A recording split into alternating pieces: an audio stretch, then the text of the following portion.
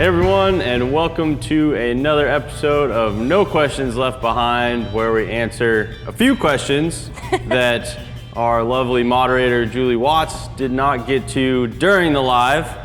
She was able to answer the vast majority of your guys' questions when you watched our RV and trailer detailing live this last Wednesday. Thank you all for joining. If you're back to have your answers questioned, or to have your questions answered.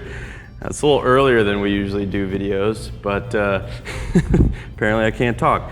So we're gonna get through, I think we had about 6, 7 that didn't get answered during. We're also gonna cover some details on awning cleaning. It was one of the questions that came up that we did not really address that topic at all during the actual live.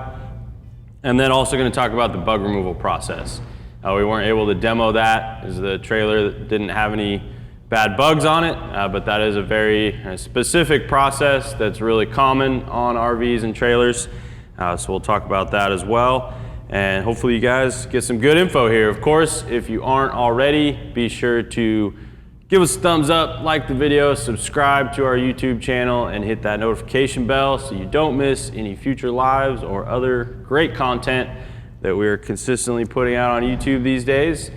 Follow us on Facebook and Instagram as well so you don't miss anything there. It's a great way to get the inside scoop on sales and promotions, as well as joining in on these live YouTube events, even if they are pre-recorded. It's usually a great way to get an early in or an extension on a promo code or a sale, as well as hear some of the new products or sneak peeks that we have coming up. So do not miss out. Make sure you follow us and subscribe to our YouTube so you don't miss anything. Well, let's go ahead and get started. Yes. So I wanted to start real quick with Spiker Swizzy. If you don't use a ladder, is using a brush the best way to wash the tall panels? I believe you guys used this in the live, the boar's hair wash brush on the pole. Yep. That is a perfect option, especially on like intricate or grooved surfaces. That's gonna be a really good way to get into those as easily as possible, especially on tall surfaces like an RV. And then also really great for scrubbing the roof and any edges and railing areas on top of the RV. Yeah, I'd say having both the brush and a standard wash mop stick set up on the pole is going to be beneficial, because like Stevie said, the brush on the roof, the first time I did the roof on my trailer, I used our wash mop pads and did not get the job done sufficiently because of that textured vinyl and all of the various systems that are installed on the roof, the solar, the AC, antennas. There's a lot of stuff to work around up there, the sewage vents, all those sorts of things. So really having the brush to get in around those areas and more deeply scrub that textured PVC surface that's common on a lot of RVs and trailers, very helpful. And then the wash mop for any broad, flat, untextured surfaces. Keep in mind, if you have a dark colored RV or trailer, excuse me, you don't want to use a lot of pressure with that brush because it can leave fine scratches behind, specifically if the surface is dirty. But our boar's hair wash brush is just about the highest quality one you can find, if not the absolute highest quality one you can find. Yeah. They're not cheap, but they're well worth the money to safely get that extra cleaning ability and work around those more intricate areas. Yeah, and you made a good call with the added leverage of that pole. It can be a little bit easier if you're not being mindful of it to accidentally put a little more pressure. So just be mindful of how you're using it and not, I almost said ranking down on it. I'm not sure. Oh, just not, you don't want to like scrub too hard if you're doing, a broad flat area that doesn't necessarily require that. You don't need a lot of pressure with those on big painted or gel coated surfaces that aren't textured. I'd say the only place you need to scrub is on a textured, heavily soiled surface. My trailer also has a lower panel of black diamond plate on the front, and I found the brush works much better there as well. So a few different areas, but having both definitely ideal. Yeah. And yeah, you absolutely have to have an extendable pole for any RV or trailer. detailing or washing, so you're not up and down a ladder constantly, which takes a ton more time and energy. Yeah. Steve Johnson asks, any recommendations for the vinyl graphics? Graphics, when you're washing them, you're gonna follow a pretty standard procedure. Just be sure to not focus high pressure water, if you're using a pressure washer, really close to any of those vinyl edges. Typically, you're not gonna run into any problems there, but say one of the graphics is a little older, or you're really focusing on it, you could cause some peel, so be cautious there. I've always polished over the majority of the vinyl graphics on trailers and RVs that I've worked on. Again, you want to be sure that they're not peeling before you do that, but polishing over the vinyl will often brighten it up, have the same effects that it will on the gel coat or clear coat around it. I think it's always a good idea to do a test section, just ensure. Yeah. So typically what I'm doing, if it is something where there's a vinyl graphic running along, say a belt line or something like that, and it's not an entire large graphic or whatever. Mm-hmm. It's too early, guys. But typically what I'll do is I will tape the edge off, polish up against that, and then pull that tape off, do a quick test section, and see if I want to continue to polish that, or if I'm just going to tape it all off altogether and not address that. Until Test use a separate process on that. Always a great call. Yeah, if they're in good shape though, usually you can go over them. I've found that our ceramic all-in-one is a great solution without going too aggressive. Also lays down good durable protection to prevent them from oxidizing further. Enthusiasts asked, can RVs be polished? They absolutely can. Typically with something that large, I'd recommend going with an all-in-one type product. So like ceramic all-in-one, finishing sealant, something of that sort. If you're really dedicated, or maybe you want to spend a lot of time doing it, you're trying to escape something, I don't know, some, significant other trying to get you to clean the house or something, you could definitely do like a fast correcting or correcting cream depending on the severity and the surface. And then follow it with the wax. But an all-in-one is typically going to be the best process for you in order to effectively remove defects and protect in one step. Yeah, if you're working on anything that's older or has been stored outside and potentially neglected a little bit, you may need to do 2 steps. The oxidation and defect removal of an all-in-one is somewhat limited, although quite capable. I would definitely recommend trying that first instead of jumping right into 2 steps, just to be sure you're not spending more time than you need to. It's a big surface. I mean, doing a 2-step on even a small RV or trailer is likely a full weekend project. Whereas you might be able to get better results than you thought with that all-in-one. So it's a great starting point. Yeah, I think another consideration though is it going to be used how your family is using yours, where you're going off into these wooded areas and it's getting scratched, or is it going to be a pavement princess of sorts where you're driving to different RV parks? Because if you're going to RV parks, you might want it to be the coolest, shiniest RV out there. But if you're taking it out in the woods again, it might not be worth the extra effort. Yeah, just like a car, base it on how you're using it, what you're using it for, and set your expectations and goals accordingly. It's a good call, Stevie. Rachel Drives Clean Cars suggested that Griot should release a short video on recommendations for cleaning and maintaining stainless steel. We haven't done one on stainless yet, so maybe we'll do stainless and other metals, but I like that idea. It's a good one. Yeah. Mario asked when you guys coming to Florida for a show. We typically update our events calendar, I'd say like beginning of show car season, beginning of the year. So definitely check out our website, go to About Us and then Events, and that'll have our current calendar on there, but definitely keep checking in, especially early next year when we start to infill the shows for the year. For sure. I think we're in Florida at least once every year, maybe 2 or 3 times.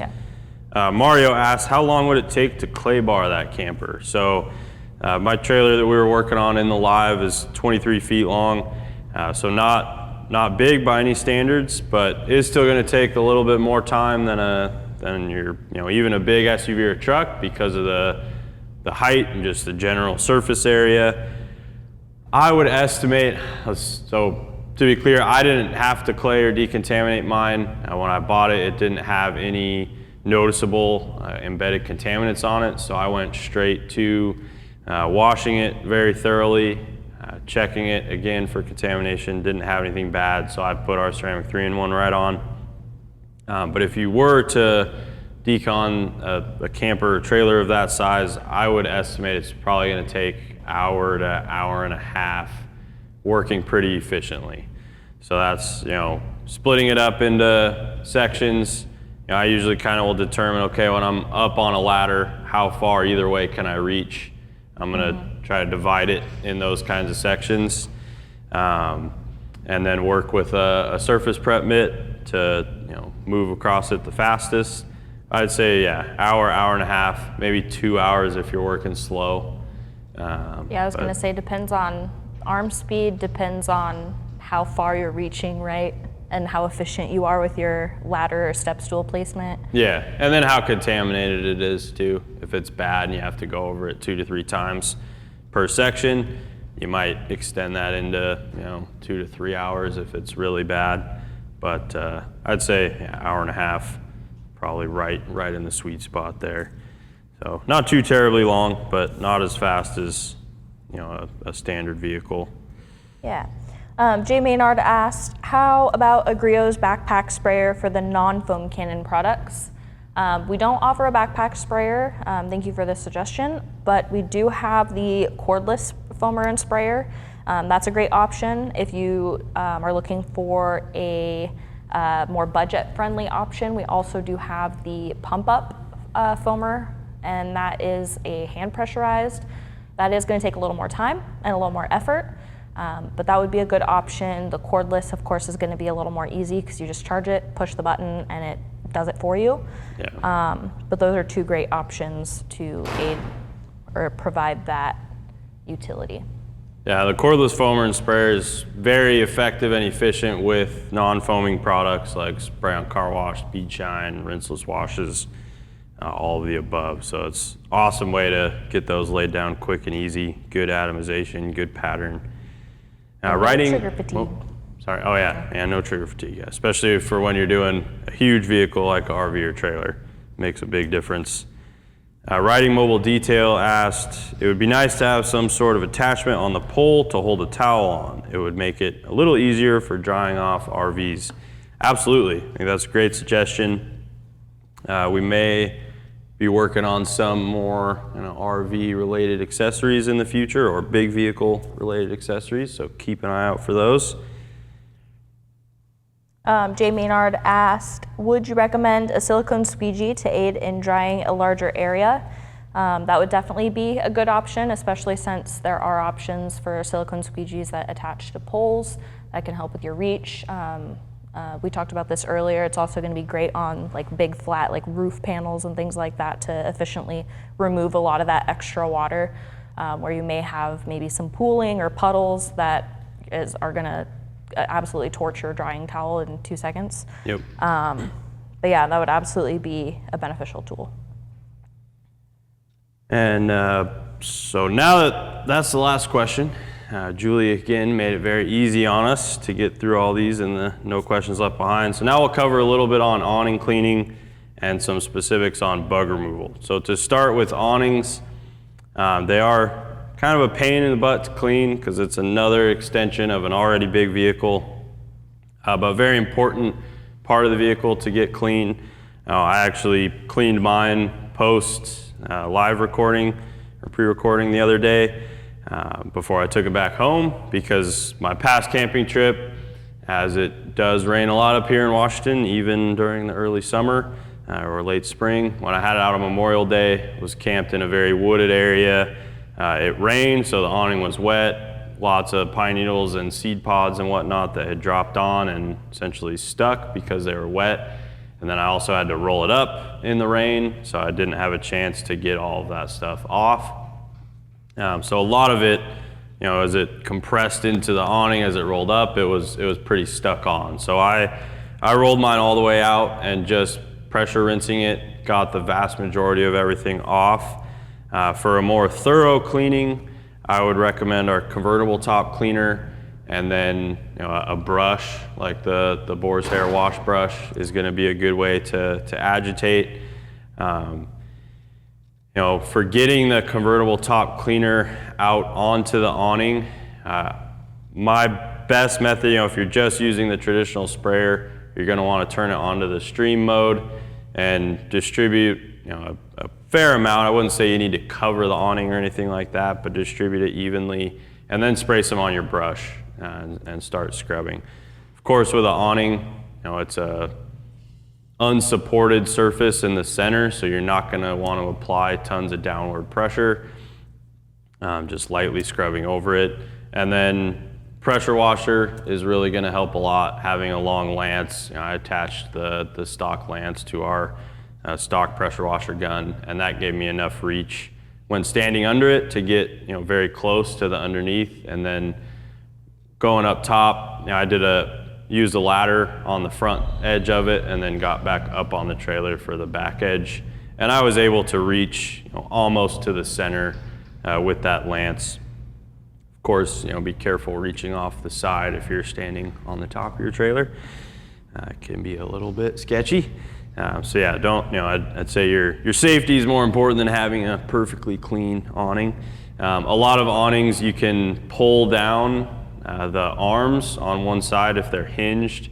You can pull down that hinged area to give it more of a slope, and that may also help you get to the center easier while standing on a ladder or on the ground. And that also helps get a lot of the water off. So I sloped mine as much as I could at the end to allow it to dry off faster. Yeah, that's pretty much it. I'd probably stay away from anything like foaming surface prep or any of the more aggressive chemicals on awnings. If you're using them through a cannon, I think they're going to be fine as long as you're not doing that every time you wash it. Otherwise, you may slightly dry out that vinyl. Yeah. But convertible top cleaner is going to be a great way to get the job done. Yeah. And then did you put any protectants or like UV protection on there? Mine still had a lot of the new repellency to it, so I didn't add anything to it yet. But I would say any of the ceramic products are going to be pretty solid. Depending on the type of awning, you're probably not going to want to use fabric protectant. Most awnings are more of a smooth vinyl, not like a textured or textile type canvas. But ceramic speed shine, ceramic wash and coat, or ceramic 3-in-1, as a rinse aid. Ooh, yeah. You're not going to be able to really get up there and dry it all off. So I would definitely spray something on, rinse it off, foaming polygloss like we did in the live. Yeah, I was going to say my first thought was that ceramic trim restorer would be great, and then I thought about no, because how would you apply it like to the center? So that's why I was curious what you had used. Yeah, unless you're going to the length of like disconnecting it to where it's hanging or something like that, which I wouldn't want to do personally, because that's not an easy thing to put back together. But yeah, a good rinse aid up there is going to be a great way. So yeah, foaming polygloss, wash and coat, those are probably the easiest because you can spray them through the foam cannon, get very wide, long distance distribution, or ceramic speed shine or ceramic 3-in-1 as a rinse aid. But that's a good add for protection because that'll help keep things from sticking and also help keep water off of it so that you're not having issues with it, getting too heavy and causing problems with the arms. And then bug removal. We briefly talked about bug and smudge remover, track spray, and bug barricade. So bug and smudge remover or track spray for removing bugs, bug barricade for preventing them from sticking at the beginning of a trip. Bug barricade is a temporary product. It's not something you want to leave on much longer than about a week, but it's essentially like a non-stick spray for any forward-facing surfaces. You don't want to apply it to a windshield, so keep it off your windshield if you're working with an RV. But headlights and all front-facing, mirrors, front end, all those surfaces. Clean the surface prior, dry it, and then you spray bug barricade on and rub it to an even finish with an applicator or towel. And bugs will still hit it and stick to it, but they're not sticking to the paint. When you get to your destination, simply rinse it off with water, and all of those bugs will go with it. And then for standard bug removal, a pressure washer is going to be a huge help because that'll allow you to do most of the heavy bug removal touchless without having to agitate and potentially scratch the surface with the bug bodies or exoskeletons or whatever's left on the finish after they splat themselves. I like onto the front. if you do have some that are really baked on, of course I'm not going on road trips with an RV, but on my car, I like to pre-saturate before a wash with like always pre-treat. tar bug sap, just kind of soften them up, then hit it with the pressure washer, and then anything after that doesn't come off. Yeah, I forgot about tar bug and sap aerosol, so yeah, that's a good option as well. But yeah, definitely pre-treat before you do your initial rinse. That will vastly help improve how many come off with that initial rinse, even if you're not using a pressure washer hose or pressure washer. So say bug and sponge remover, track spray, tar bug sap remover, foaming surface prep 10-to-1, our all-purpose cleaner. Those are all going to be good pre-treatments, and then thorough, very methodical rinse to get the majority off. And then if there's still some caked on, you can come back with our 4-finger mesh mittens to help, or a ErgoWave foam scrubber. Reapply your bug removal product. Ideally, all of those products, you want to use them with water on the surface so that they're not drying on the finish. Reapply that, agitate over it, and then rinse again. For anything that's really stuck on and embedded, you can use a decontamination tool like a fine surface prep mitt, synthetic clay, or standard paint cleaning clay. Of course, use a standard lubricant with that. Don't use any of those bug removal products as a lubricant. But I've had plenty of times where I've done the pre-soak, thorough rinse, reapplied a cleaner, agitated, rinsed again, and there's still fine remnants that have embedded themselves into the paint more, where I'm going to come in and get those off with a decon or mechanical decon clay process, and that will get it crispy clean again. And then of course durable protection will help prevent them from sticking quite as badly the next time, as well as bug barricade. So good way to do it. Obviously, if you're doing a huge motor coach or RV, you got your work cut out for you for sure. But the pre-soak and pressure rinse are going to be, I'd say, my top 2 recommendations for making that process safe and easy. So, anything else we missed? We covered it all.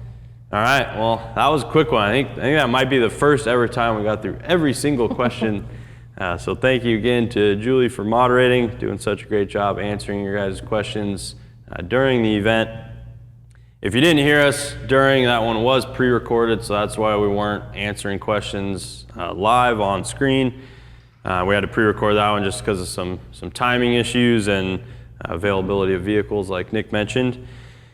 But keep an eye out for our next live. We haven't announced a date yet, but that will be coming soon. If you haven't already, make sure you get down there, subscribe, give us a thumbs up, hit the notification bell so you don't miss any future YouTube content. And of course, follow us on Facebook and Instagram. Thank you all again for joining. We appreciate all of the questions as always. Until next time, have fun in your garage. Have fun in your garage.